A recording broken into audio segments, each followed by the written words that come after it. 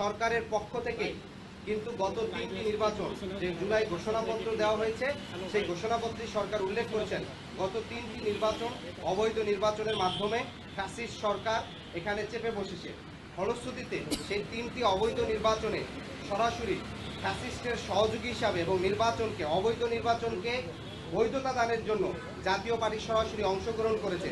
শুধু তাই নয়, গত নির্বাচনে আপনারা দেখেছেন যে জাতীয় পার্টির পক্ষ থেকে যে নির্বাচনী প্রচারণা পোস্টারগুলো করা হয়েছে সেখানে তারা বর্তমান যে জাতীয় পার্টির 2 গ্রুপের যে মহাসচিব মুজিবুল হক চুন্নু এবং শামীম হায়দার পাটোয়ারি তাদের পোস্টারে সুস্পষ্ট লেখা আওয়ামী লীগ মনোনীত প্রার্থী। তার মানে জাতীয় পার্টি এবং আওয়ামী লীগের মধ্যে কোনো পার্থক্য নাই। এবং যেহেতু রাষ্ট্রীয়ভাবে আওয়ামী লীগের সাংগঠনিক কার্যক্রম স্থগিত করা হয়েছে এবং আমরা দেখতে পাই জাতীয় পার্টি আওয়ামী লীগকে নির্বাচনে আনার জন্য প্রকাশ্যে একটা নিষিদ্ধ সংগঠনের বিষয়ে প্রকাশ্যে অবস্থান নিছে।